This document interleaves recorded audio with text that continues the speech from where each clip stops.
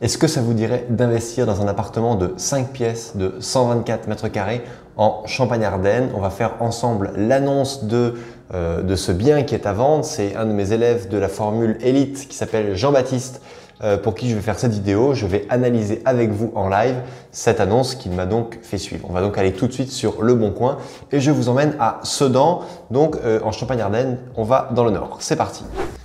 Donc, on clique sur le lien de l'annonce, appartement 5 pièces de 124 mètres carrés. On va d'abord regarder les photos. Premièrement, qu'est-ce que l'on voit? Alors, on voit un très beau bâtiment qui est probablement un ancien hôtel particulier. Ça, c'est typiquement une construction du milieu 19e siècle, donc ça doit être construit dans les années 1830-1850. On le reconnaît parce qu'il y a des codes au niveau du bâtiment. Déjà, on a une façade qui est très régulière. On a vraiment une harmonie parfaite au niveau de la façade. C'est vraiment fait à la règle, c'est nickel, c'est propre. On a des balcons en ferronnerie uniquement au premier étage parce que c'est ce qu'on appelait l'étage noble. Le rez-de-chaussée, c'était plutôt consacré à tout ce qui était cuisine, fonctionnement du bâtiment, tout ce qui était bruyant. Premier étage, à l'époque, il n'y avait pas d'ascenseur, c'était vraiment l'étage le plus riche. Donc, c'est là où on a les plus grandes hauteurs sous plafond, c'est là où il y a les balcons, c'est là où il y a les ferronneries aux fenêtres. C'est là où il y a des éléments architecturaux qui sont souvent très beaux. Donc l'immeuble donne sur un arbre, il y a un parking, il y a ici une porte cochère à l'entrée du bâtiment, ça doit être l'entrée principale. On voit ici qu'il y a du verre dépoli en bas et des éclairages ici qui ont l'air d'être des éclairages de bureau plus des classeurs ici. Donc en bas, ça a l'air d'être un bureau, voilà, c'est un bureau, on dirait, je sais pas, un expert comptable, un notaire, bref. Ici, qu'est-ce qu'on a sur la façade? On a de l'éclairage urbain. On a vraiment une très belle façade. Il n'y a vraiment rien à redire. Elle est parfaite. Elle a dû être ravalée récemment. Donc, si elle a été ravalée récemment, soit c'est la copropriété qui a fait la dépense de ravaler le bâtiment, soit ça a été fait très rarement, mais on est dans une rue qui est très peu passante, ce qui fait que pas besoin en fait de le faire souvent parce que la pierre, elle va rester naturellement claire. Ou alors, on est dans un périmètre qui est préservé et pour lequel la région, la préfecture, la mairie peut subventionner le nettoyage de la façade. Donc, on voit des chapeaux au niveau des fenêtres premier étage. Vraiment une façade où il n'y a absolument rien à dire. On voit ici qu'il y a des trappes d'aération. Donc, ça veut dire qu'on est sur un bâtiment élevé sur cave. Donc, c'est très bien. On va voir ensuite à quel étage se situe l'appartement que JB m'a envoyé. Photo suivante. Donc là, la photo, visiblement, c'est la porte d'entrée de l'appartement avec le tableau électrique ici. Là, on voit qu'il y a un boîtier d'alarme et ici, il y a un détecteur d'ouverture de porte, donc il y a l'alarme. Il y a un détecteur de fumée ici, ça c'est parfait. On voit au sol qu'on a un beau parquet en chêne massif qui est vraiment le parquet d'origine. Ça, on ne peut pas se tromper. Donc, si vous avez vu une précédente vidéo, il y a un parquet, ça veut dire que déjà, on n'est pas au rez-de-chaussée. D'accord? Dans ce type de bâtiment, on est soit au premier, soit au deuxième, soit on est dans les combles aménagés, mais en tout cas, on n'est sûrement pas au rez-de-chaussée. Ensuite, au niveau de l'électricité, elle a été rénovée. Apparemment, au niveau du compteur électrique, ça a été fait en apparent. Ça ne veut pas dire que ça va être en apparent partout dans l'appartement. Ça a été fait en apparent ici parce que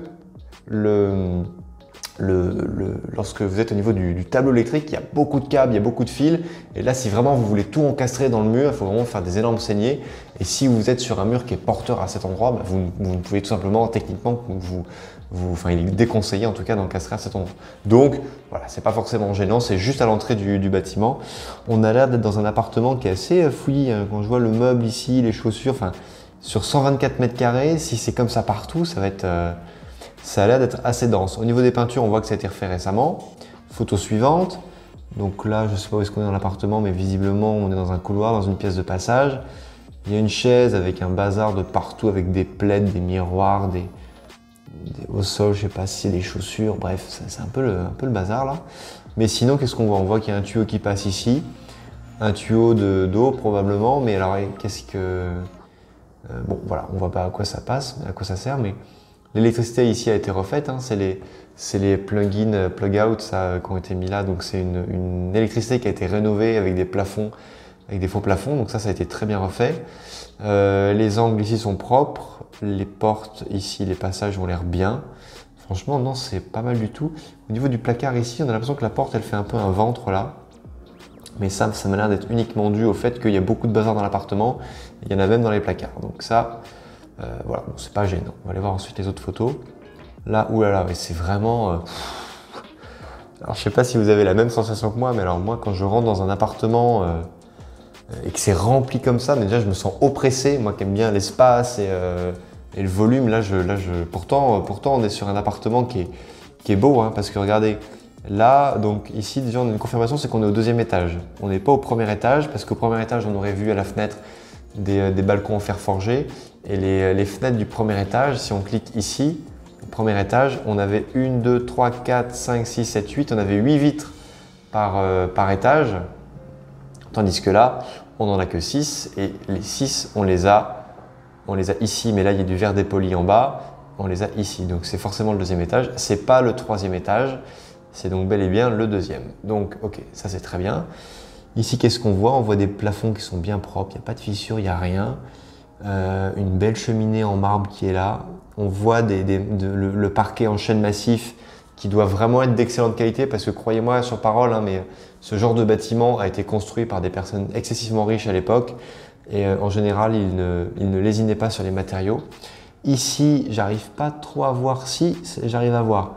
On voit à la poignée que c'est pas une fenêtre ancienne, donc c'est une fenêtre qui est double vitrée avec les aérations ici. Donc ça c'est bien, c'est bon signe parce que dans les bâtiments anciens, il n'y a pas de taille standard.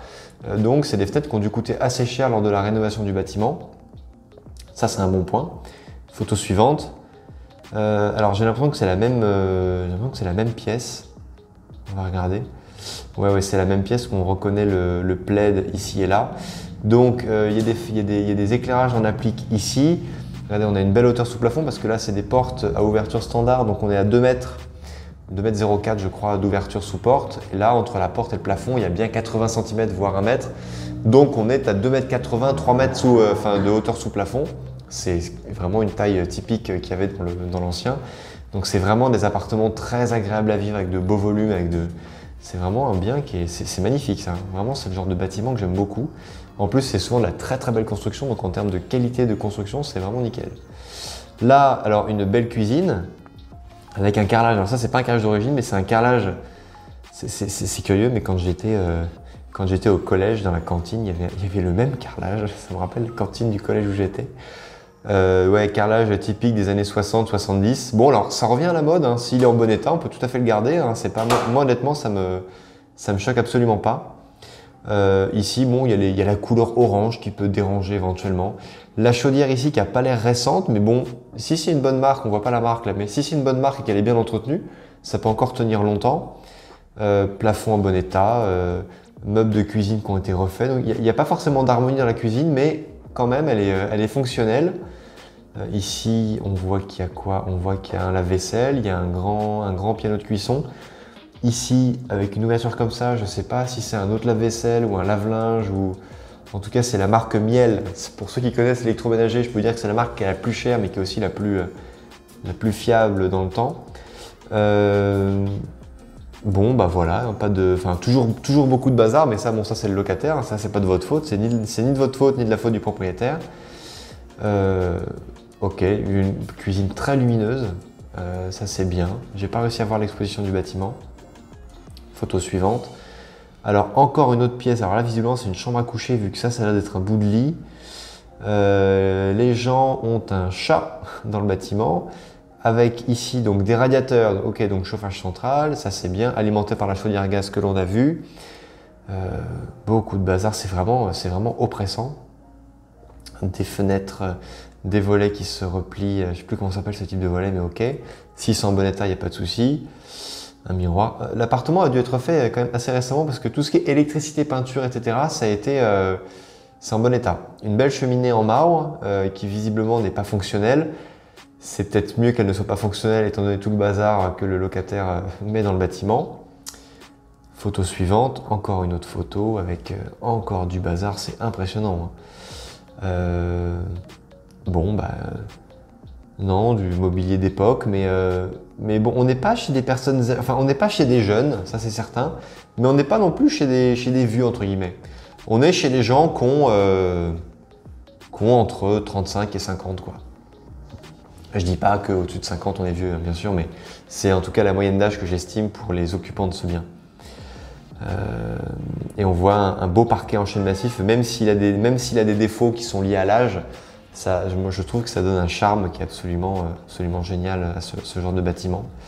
Une belle salle de bain avec une cabine de douche, ça a l'air propre, hein, en bon état. Là, attention, on voit des fils qui sortent, alors ça c'est pas du tout rassurant, et il devrait au moins mettre un domino pour au moins isoler parce que,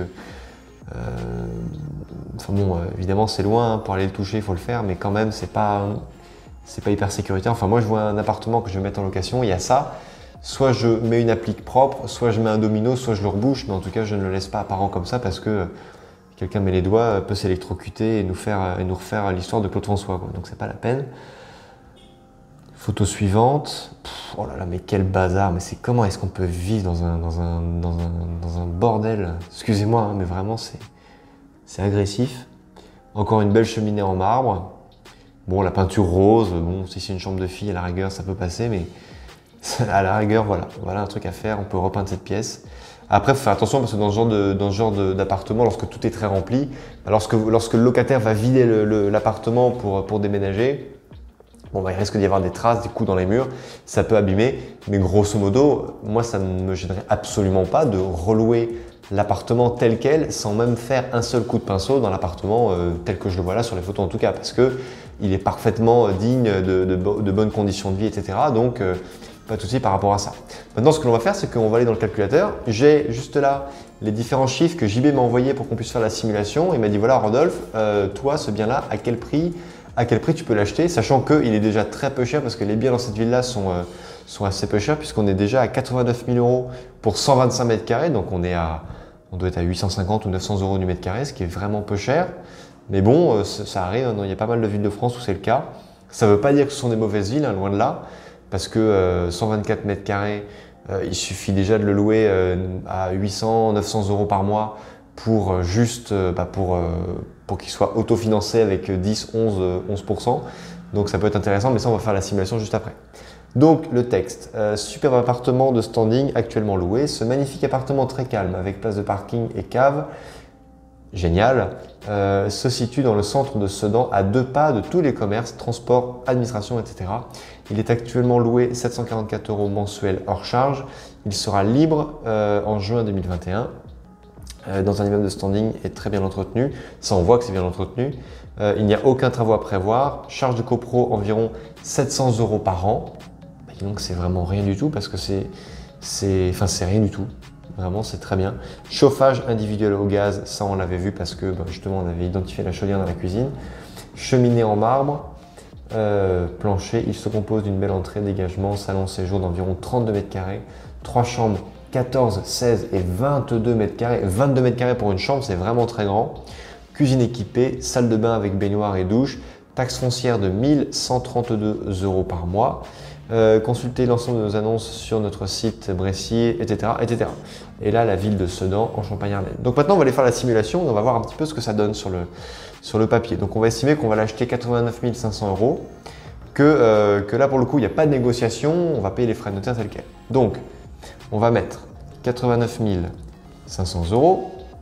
Sur ce prix-là, on a donc 6 659 € de frais de notaire. Travaux, on va estimer qu'il y a 0, on va le louer en nu. On ne cherche pas à faire de la colocation, on fait de la location classique avec un bail nu. Après, on verra la différence. Est-ce qu'on le fait en régime foncier réel, en micro-foncier ou en SCI ou SAS à l'IR ou l'IS? On va voir un peu la différence. Travaux 0, aménagement 0 parce qu'on va le louer en nu, frais d'agence immobilière 0 parce que c'est marqué que c'était à la charge, il y avait marqué FAI donc c'est à la charge de l'acheteur. Négociation, on va dire que pour l'instant on ne négocie absolument pas, d'accord? Frais d'agence de gestion, alors je sais que JB lui il est de Sedan, il veut gérer son bien parce que c'est le premier, donc on va mettre 0 ici.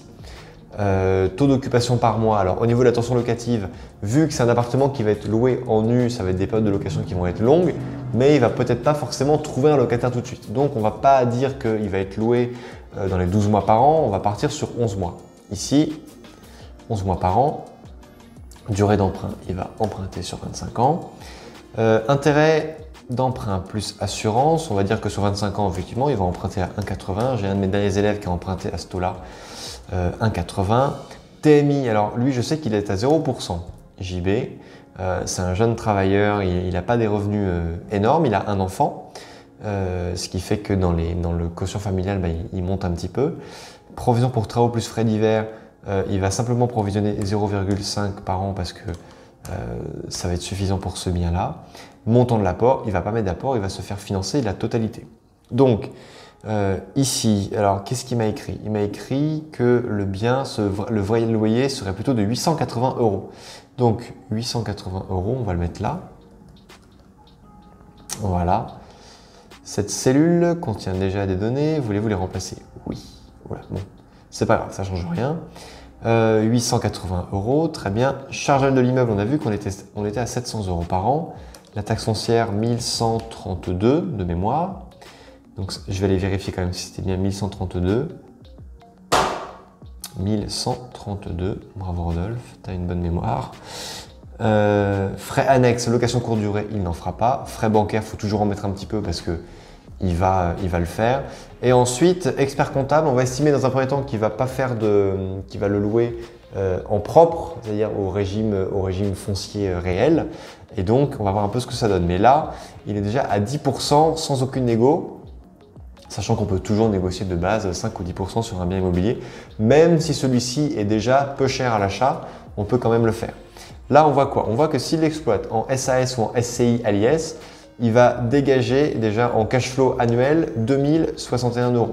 Voilà. Ça, c'est s'il le fait en LMNP, mais en LMNP, il faudrait ajuster le montant du mobilier. Donc, c'est pas trop à prendre en compte ici parce qu'on n'a pas renseigné le tableau au-dessus pour pouvoir avoir des résultats fiables en exploitation LMNP. S'il veut le faire au régime foncier réel, il gagnerait 1240 € par an de cash flow. Et s'il était au micro foncier, il serait à 1131 € par an. Alors la différence n'est pas très grande, il y a 100 € d'écart entre le micro foncier et le foncier réel. Le foncier réel, vous vous y engagez pendant 3 ans minimum, tandis que le micro foncier, c'est une durée, en fait vous pouvez changer quand vous voulez. Vous pouvez passer au régime réel absolument quand vous le souhaitez, à condition bien sûr que ce soit année après année. C'est le bilan de l'année complet lorsque vous ferez votre déclaration d'imposition. On voit que la règle des 70%, elle est largement respectée puisqu'on a un facteur 0,45 alors que c'est 0,7 qui est le maximum, donc on est largement en dessous. Et ça, c'est vraiment très bien. Donc, moi, ce genre de bien-là, étant donné la distance, étant donné le fait que ce soit une ville avec des prix du mètre carré très peu chers, moi, je ne veux pas prendre de risque parce que souvent, les locataires peuvent ne pas forcément être très très fiables. Si on impose un loyer de 880, on va arrondir à 900 €, de 900 €, on va faire 9 x 3, 27, ça veut dire 2700 €. Ça veut dire qu'on va prendre un couple, visiblement, qui peut avoir 2 à 3 enfants, un couple qui va gagner à deux 2700 € par mois à deux. C'est pas impossible, il faut simplement arriver à regrouper sous un même toit deux personnes, deux travailleurs qui touchent simplement le SMIC et hop, on le trouve. Donc, c'est pas compliqué. On est dans un appartement qui a de très belles prestations. Et avant de faire cette vidéo, j'ai regardé un petit peu sur les annonces à Sedan. Il y a beaucoup d'appartements qui sont peu chers, mais qui sont aussi également complètement pourris. Lorsque vous voulez vous loger dignement avec des enfants dans un bel appartement qui est en plus dans un immeuble, vous avez vu l'immeuble, il a quand même de la gueule. Forcément, il va aller en haut du panier, donc ça va être très intéressant. Maintenant, admettons qu'on arrive à négocier 10% du prix sur ce bien-là. On rentre donc ici 10% dans la ligne 6, enfin la ligne 23 du tableur Excel, 10%. Ça veut dire qu'on va acheter le bien 87 000 € et en négociant donc environ 10 000 € sur le prix d'achat, on passe tout de suite à 11%. Moi déjà, honnêtement, JB, 10%, ça me suffit pour me dire oui, ok, j'y vais. Maintenant que la ville est un petit peu loin de là où j'habite ou de là où je vais vivre lorsque je vais rentrer en France, etc. Bon, j'ai envie de compenser quelque part le risque et l'éloignement par 1 point ou 2 points de rentabilité. Si tu veux l'avoir à 12%, ce bien-là, peut-être qu'il faut que tu négocies un peu plus. On va voir si en négociant 15%, tu arrives à 12. Non, il va falloir négocier un peu plus. Si tu négocies 20%, bon, en gros, ça veut dire qu'il faudrait que tu arrives à obtenir ce bien. Là, on est à 12,37. On va baisser, on va marquer 18%. Allez, 12. Tu négocies 18%, ça veut dire que tu l'achètes 80 000 €. 80 000 € avec frais de notaire inclus. Sur les 80 000 €, tu vas avoir environ 5 000 € de frais de notaire. Donc, ça veut dire que le bien, là, il est à vendre 89 000 €. Toi, tu vas aller en proposer 75 000 à l'acheteur. Mais attention, ce bien-là, cette qualité-là, le jour où la ville de Sedan va reprendre de la valeur parce que Peut-être que la ville va investir, peut-être qu'ils vont développer les transports, peut-être qu'un jour, il y aura une ligne de TGV qui va passer par Sedan ou par Charleville-Mézières, qui va relier Paris au Luxembourg. On n'en sait rien de ça. La valeur de ce type de bien-là, qui est un bien qui est plus que premium, va forcément augmenter. Et dans les biens qui vont prendre de la valeur à Sedan, tu peux être sûr et certain que c'est ce type de bien-là qui va prendre de la valeur avant les autres. Donc, c'est un investissement qui va être tranquille. Vu l'état du bien, du moment que tu loues en nu, si l'électricité est nickel et que tu as des bonnes robinetteries, tu n'auras pas de problème, tu n'auras rien à faire.